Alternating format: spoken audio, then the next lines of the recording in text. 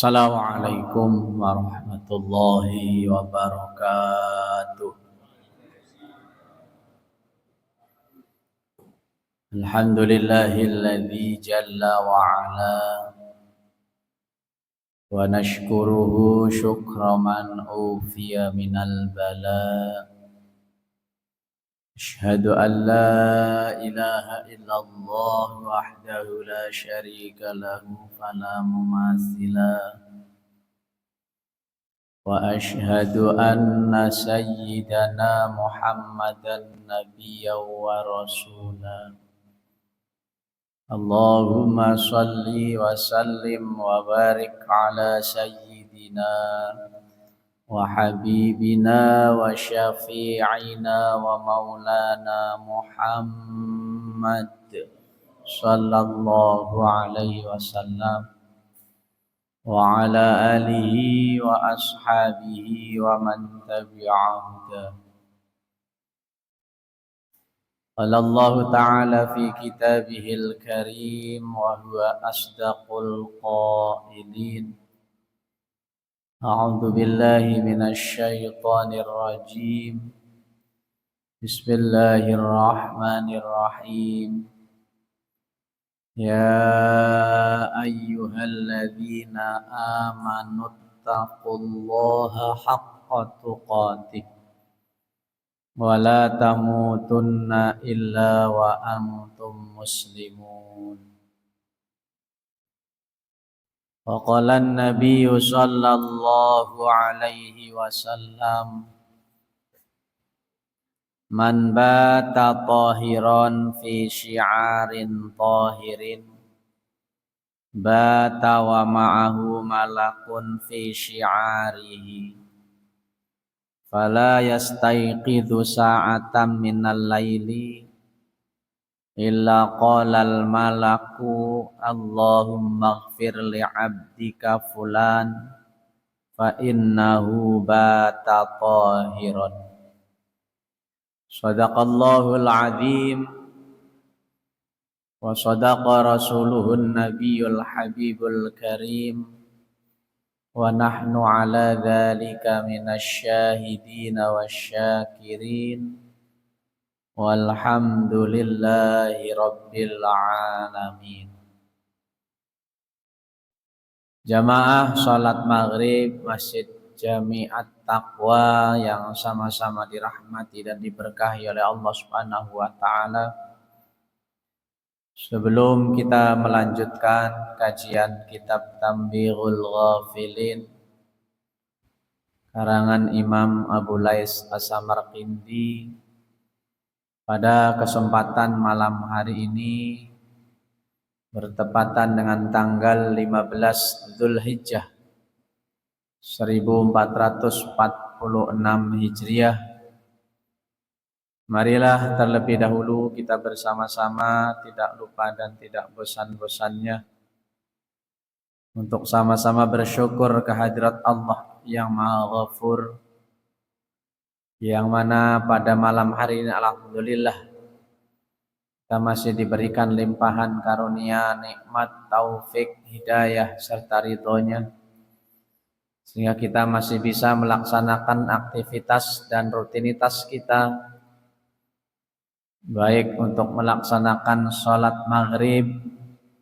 maupun kewajiban untuk melaksanakan thalabul ilmi, untuk bekal hidup kita di dunia dan di akhirat nanti, dengan harapan mudah-mudahan dengan kita istiqomah menjalankan kewajiban-kewajiban tersebut, dosa-dosa dan kesalahan kita semua diampuni oleh Allah Subhanahu wa taala, dan mudah-mudahan langkah kaki dan niat kita dari rumah menuju majelis ini kelak akan menjadi wasilah dan sebab dimudahkannya langkah kita semua masuk ke dalam surga. Amin ya rabbal alamin. Salawat teriring salam marilah sama-sama kita sampaikan kepada uswah kita, junjungan kita, yaitu baginda Nabi besar Muhammad sallallahu alaihi wasallam, berikut para keluarga, para sahabat, para pengikut dan juga umatnya ila yaumil qiyamah. Jamaah Masjid Jami'at Taqwa yang dirahmati oleh Allah Subhanahu wa taala. Kajian kita malam hari ini melanjutkan kajian kitab Tanbihul Ghafilin, yaitu bab tentang fadilatul wudu atau keutamaan wudu. Sebagaimana kita maklumi bersama bahwa wudu itu merupakan salah satu daripada sahnya sholat. Artinya tanpa wudu maka sholat seseorang itu tidak akan menjadi sah. Wudu adalah salah satu amalan yang mempunyai keistimewaan, di mana wudu juga merupakan ibadah. Walaupun wudu itu adalah membasuh atau membersihkan beberapa anggota badan, bukan keseluruhan dari badan kita, tetapi gerakan-gerakan atau amaliyah dari wudu itu tentu semuanya mempunyai keistimewaan dan keutamaan. Selama ini mungkin banyak di antara kita yang tidak mengetahui bahwa ternyata wudu itu keutamaannya luar biasa. Semoga dengan mengkaji kitab Tanbihul Ghafilin ini sebagai peringatan bagi kita yang lalai dan lupa, kita bisa senantiasa memperbaiki dan berusaha untuk menyempurnakan wudu kita, terutama ketika kita hendak mulai sholat. Sebab tidak akan sempurna sholat kita kalau wudu kita pun tidak sempurna. Diberitahukan atau dikabarkan bahwa Imam Abu Lais As-Samarqandi berkata, Abu Ja'far menceritakan atau telah berkata dari Abu Ya'qub Ishaq bin Abdurrahman Al-Qari, dari Abdul Abbas Al-Fadl bin Al-Hakam An-Naisaburi, dari Yazid bin Abdullah, dari Ikrimah bin Ammar, dari Sayyid bin Abdullah Ad-Dimashqi, dari Abu Umamah Al-Bahili, bahwa beliau berkata, saya pernah bertanya kepada Amr bin Anbasah. Apa yang ditanyakan? Kenapa kamu disebut orang yang keempat dalam Islam? Jadi Amr bin Anbasah ini punya gelar orang keempat dalam Islam. Artinya bisa jadi orang yang keempat dari sahabat yang masuk Islam. Tapi ini ada kaitan dengan amaliyah yang dilakukan oleh Amr al-Ambasah bin Ambasah. Mendapatkan pertanyaan seperti itu, Amr bin Ambasah menjawab bahwa dulu saya berpendapat manusia itu berada dalam kesesatan. Kullun nasi fi dhalalah. Manusia itu berada dalam kesesatan. Namun saya tidak percaya, kata Amr bin Ambasah. Ya. Tetapi ketika Amr bin Ambasah itu melihat langsung, ya, bagaimana manusia pada saat itu banyak yang menyembah berhala.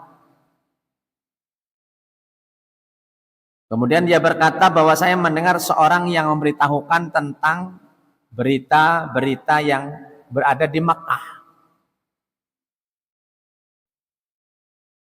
Akhirnya Amr bin Ambasah langsung berangkat ke Mekah. Dan pada saat itu Rasulullah Shallallahu Alaihi Wasallam masih dakwah dalam keadaan sembunyi-sembunyi. Ya, dakwah bisir.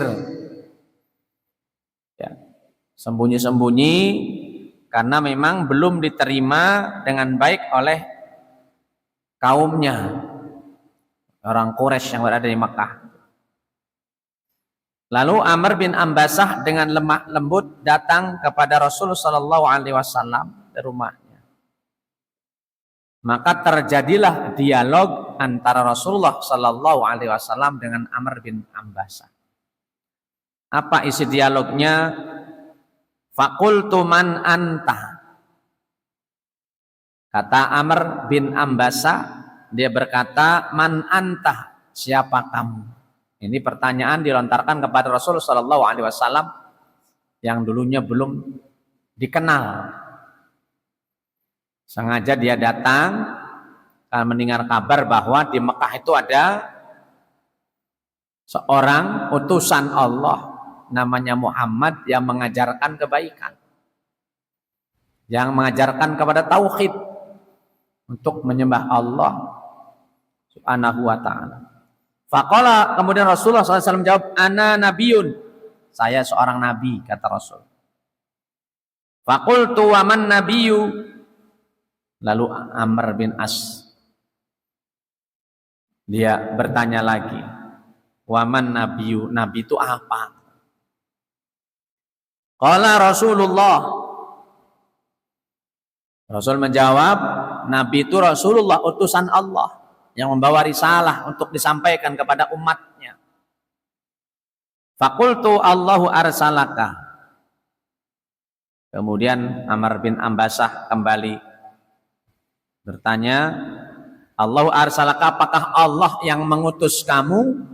Qala na'am. Rasul menjawab, na'am, betul. Faqultu bi ayyi syai'in arsalaka.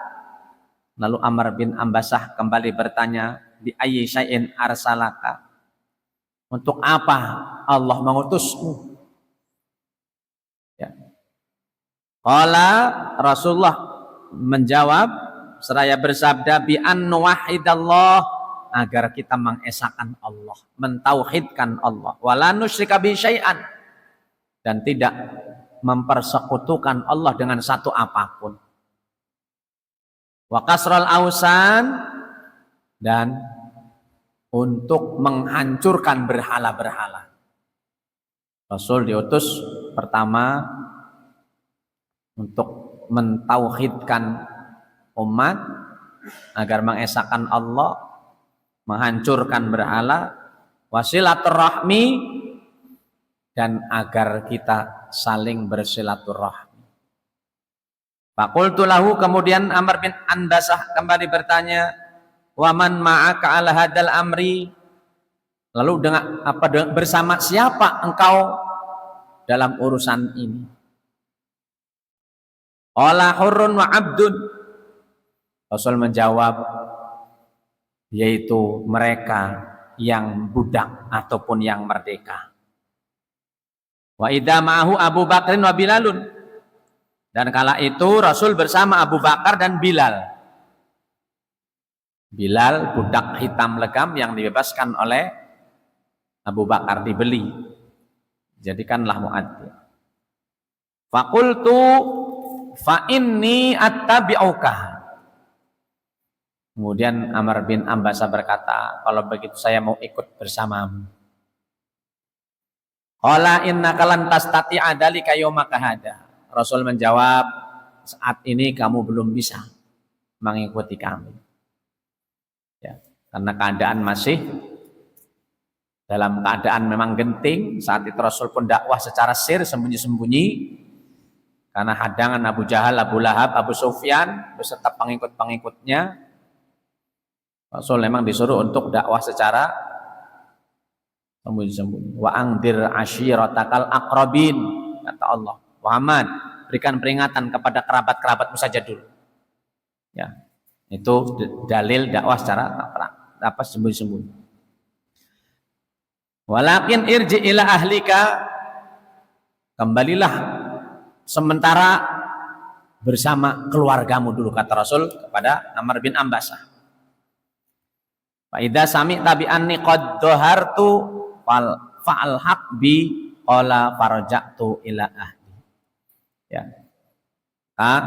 Apabila nanti kamu mendengar bahwasanya saya, ya, kata Rasul SAW, nanti datang lagi atau sudah membawakan kemenangan atau situasi sudah tenang, ya, maka datanglah kembali kepadaku, kata Rasul.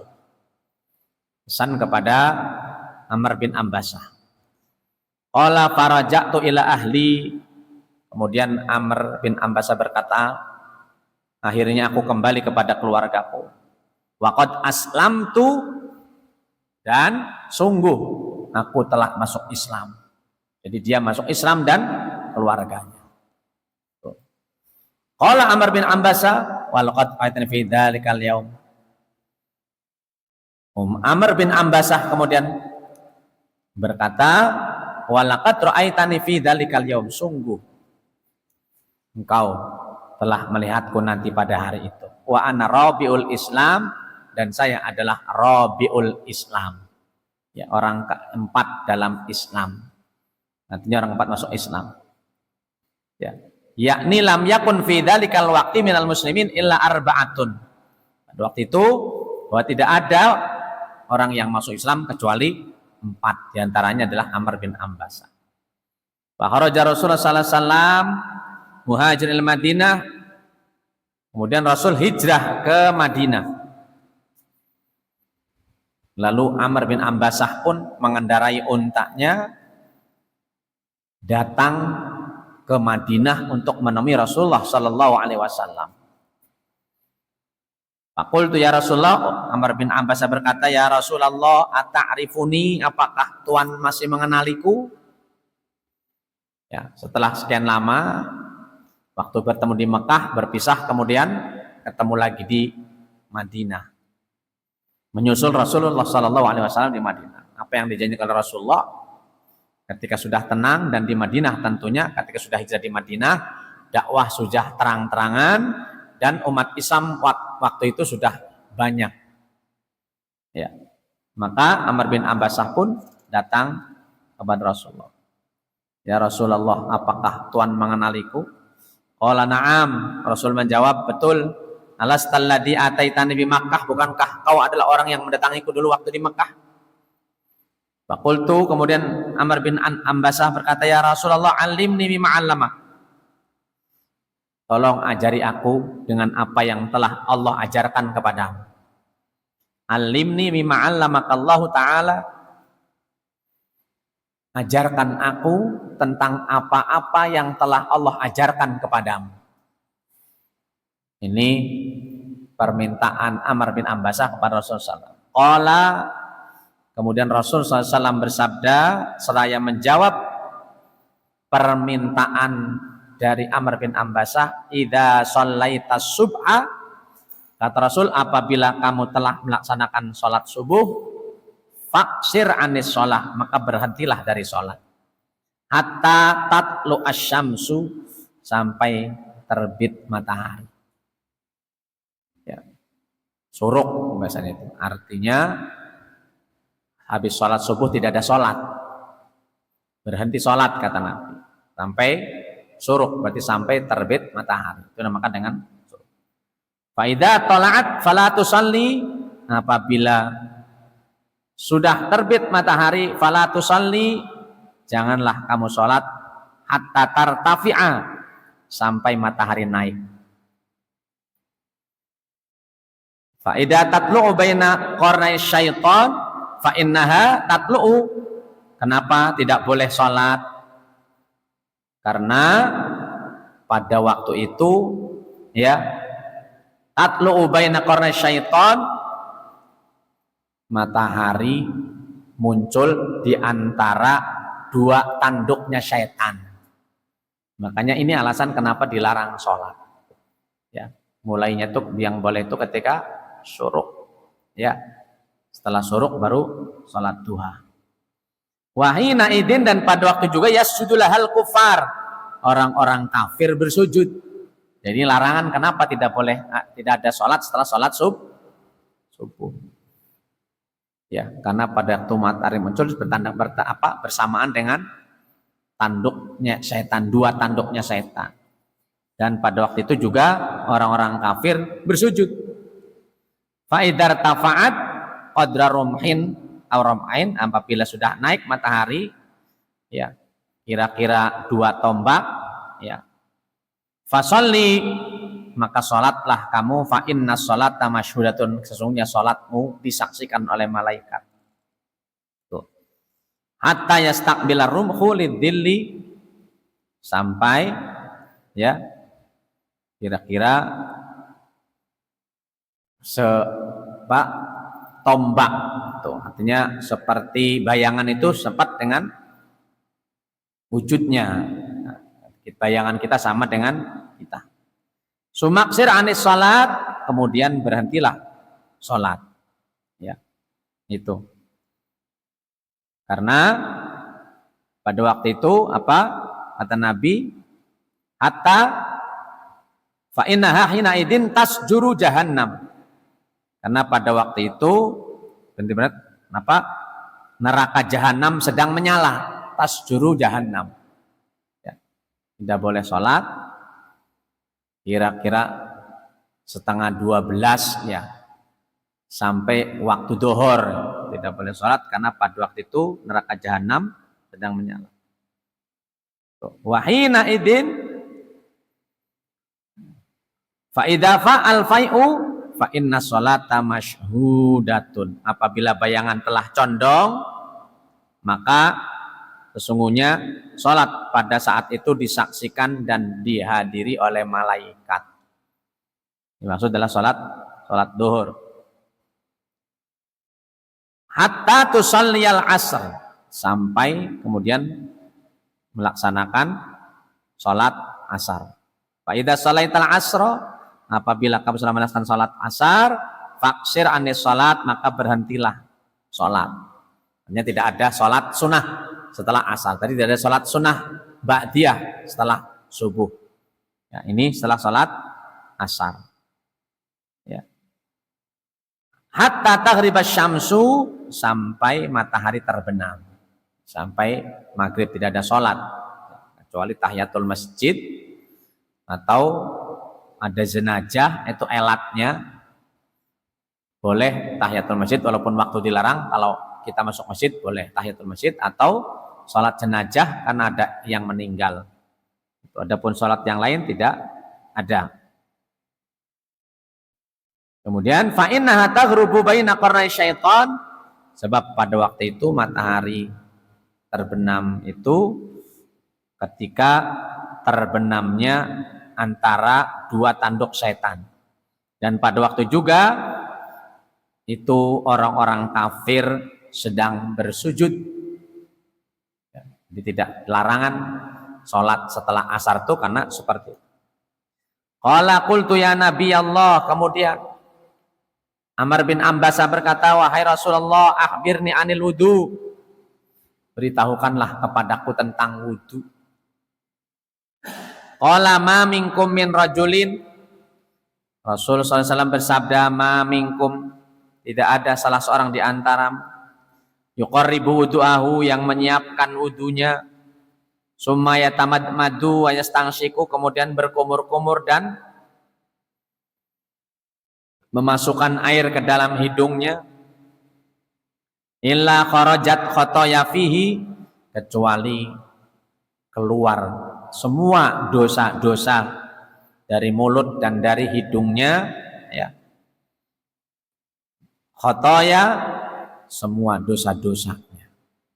Jadi ketika kita kumur-kumur, ketika istinsyar dan istinsyak, ya, maka dosa-dosa kita yang dari mulut dan dari hidung semua keluar bersama mengalirnya air.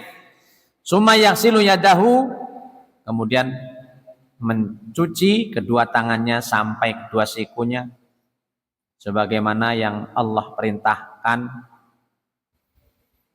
Illa kharajat khotoyahu, tidak ada orang yang mencuci atau membersihkan kedua tangannya ketika wudu sampai siku sebagaimana diperintahkan Allah Subhanahu wa taala, illa kecuali kharajat khotoyahu, semua dosa-dosanya keluar, mimbaini atrafi anamilihi, dari setiap sela-sela jarinya.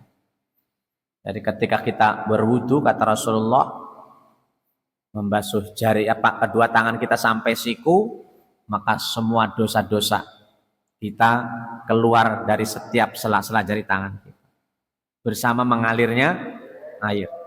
Sumayam sahu, kemudian mencuci atau membasuh kepalanya sebagaimana perintah Allah Subhanahu wa taala, illa kharajat, kecuali semua dosa-dosanya keluar, min atrafi syarhi, dari setiap ujung rambutnya bersama mengalirnya air.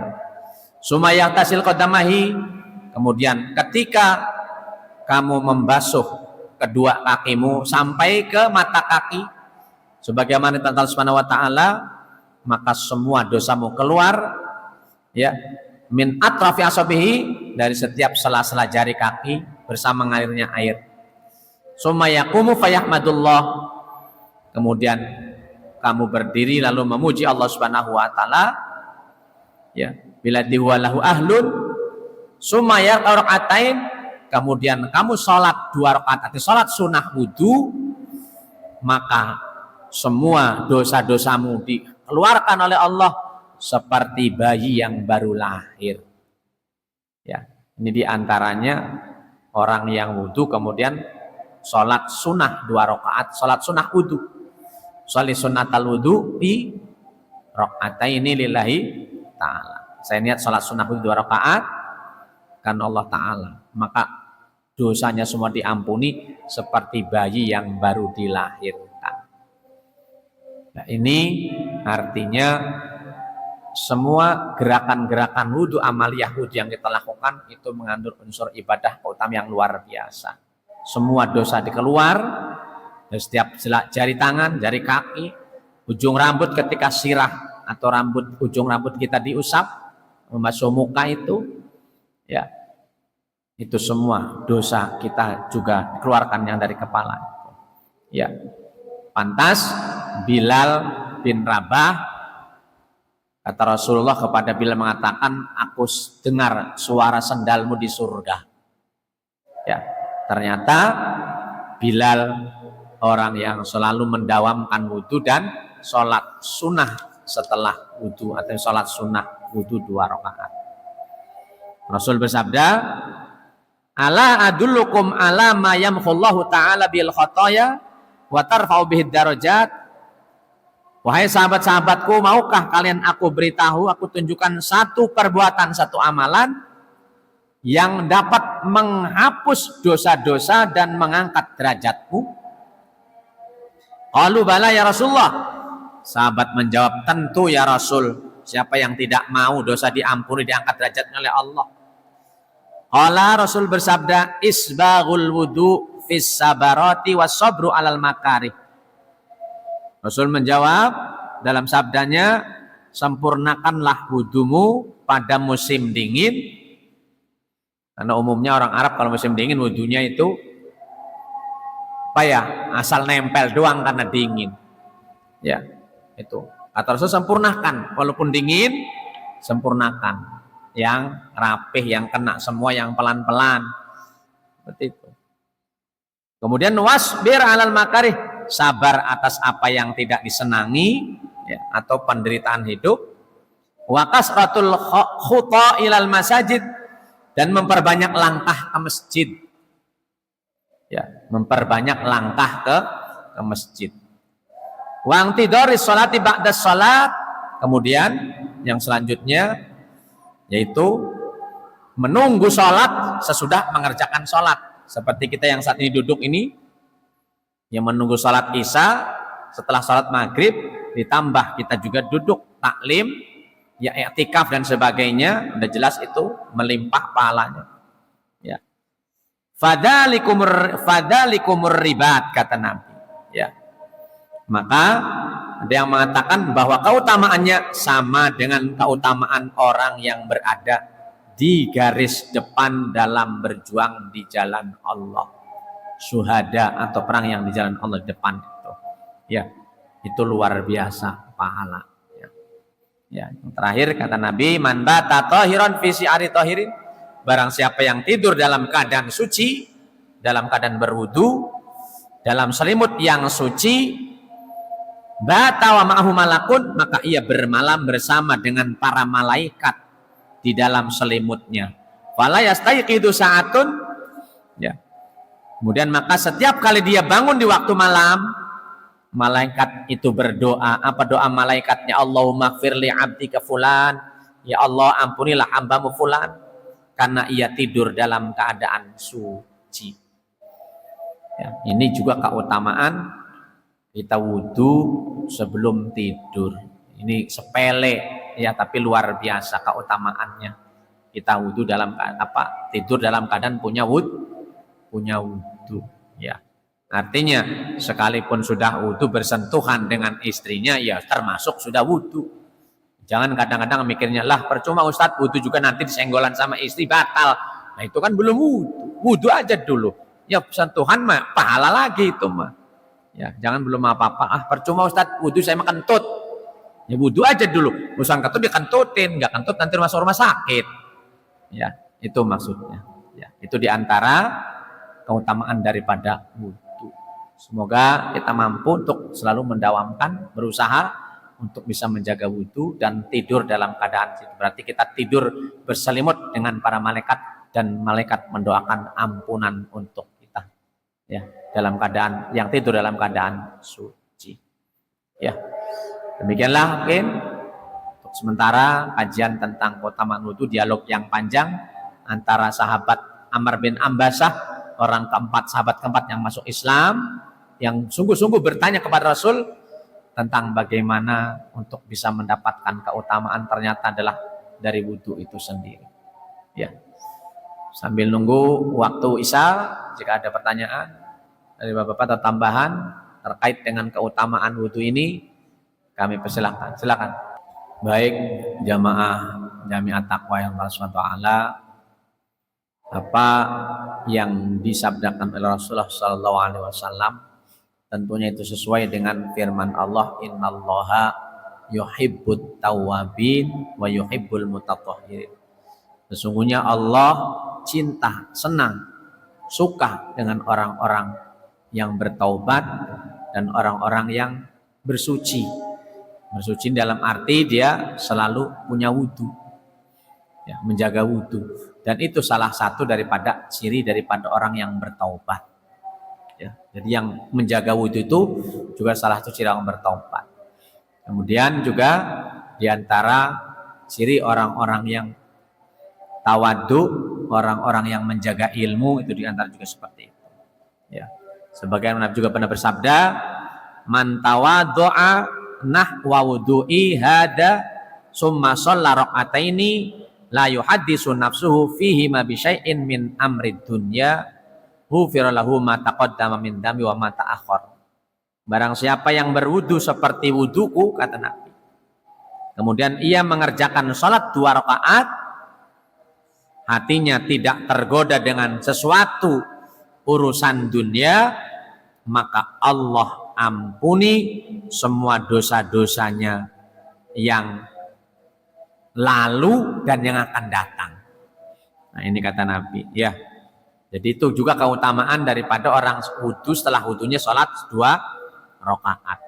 Lalu kata Nabi, setelah sholat 2 rakaat itu tidak tergoda dengan sesuatu urusan dunia, sebagaimana sahabat-sahabat Nabi dulu itu. Ya, maka diampuni semua dosanya yang telah lalu dan dosa yang akan datang. Subhanallah, itu keutamaan wudu. Dosa yang dulu dan dosa yang akan datang. Ya, karena jarang, tidak semua orang mampu untuk selalu ya menjaga wudu atau selalu dalam keadaan berwudu. Ya. Kemudian dari Sauban, Rasul SAW juga pernah bersabda, istaqimu walan tahusu wa'lamu anna khaira a'malikum as-salatu wa la yuhafidu alal wudu'i illa mu'minun. Beristiqomahlah kamu, kata Rasulullah, dalam beramal. Wa'lamu, dan kamu tidak akan bisa menghitung banyaknya pahala. Ketahuilah bahwa amal perbuatanmu yang paling baik adalah sholat. Wala yuhafidu alal wudu'i illa mu'min, dan tidak bisa menjaga untuk selalu berwudu kecuali orang-orang yang beriman. Berarti orang yang selalu menjaga wudu itu adalah orang-orang yang betul-betul beriman. Karena tidak mampu menjaga wudu, kata Nabi, kecuali orang yang beriman. Berarti salah satu utamanya adalah ciri orang yang imannya kuat itu adalah imannya bagus, itu adalah orang yang selalu menjaga wudu juga diantaranya. Ya. Semoga dengan penjelasan ini, dengan hadis-hadis ini, dengan dialog Amr bin Ambasah dengan Rasulullah tadi, kita juga berusaha semampu kita semaksimal mungkin untuk berusaha menjaga wudu, termasuk minimal ya sudah bisa menjaga wudu antara dua sholat, ya menunggu sholat dengan tidak batal. Maghrib isya yang paling pendek, kalau subuh ke dohor, makanya Pak Jali juga wudu ngos-ngosan itu menjaga wudu dari dohor ke dari subuh ke dohor. Biasanya kalau di Mekah tuh paling kita kalau di Mekah itu maghrib isya dohor asar maghrib kadang masih kuat kita ya menjaga wudu, karena memang jarak wudu yang sulit, desak-desakan waktunya lah. Kan di sini kadang-kadang kita sepele, mentang-mentang airnya gampang, kadang-kadang patput aja, membatalin aja. Mestinya mah berusaha dijaga lah begitu. Kadang-kadang begitu ya, karena airnya gampang. Kadang-kadang kan elatnya karena sulit bisa menahan. Padahal kita juga mampu menahan, cuman karena kebiasaan, nah udah dibatalin aja. Ya, tuh. Demikianlah mungkin kajian kita pada malam hari ini. Sekali lagi mudah-mudahan menjadi tambahan ilmu buat kita, ilmu pengetahuan yang bermanfaat untuk kita, sampaikan kepada keluarga kita agar bisa senantiasa. Dan diantara juga adalah menjaga wudhu itu bisa mencerdaskan otak, menguatkan hafalan juga diantaranya seperti itu. Semoga kita diberikan oleh Allah kekuatan agar bisa menjaga wudhu atau selalu bersuci, terutama ketika hendak tidur, agar Allah ampuni dan malaikat memohon ampunan kepada Allah atas dosa-dosa dan kesalahan kita. Amin ya rabbal alamin. Mari kita tutup kajian malam hari ini dengan membaca doa. Subhanakallahumma bihamdik, asyhadu an la ilaha illa anta, astaghfiruka wa atubu ilaik, birahmatika arhamar rahim. Kurang lebihnya mohon maaf. Hadani Allah wa iyyakum ajma'in. Allahul muwaffiq ila aqwamit thariq. Assalamualaikum warahmatullahi wabarakatuh. Assalamualaikum ya akhi ya ukhti. Assalamualaikum ya akhi ya ukhti.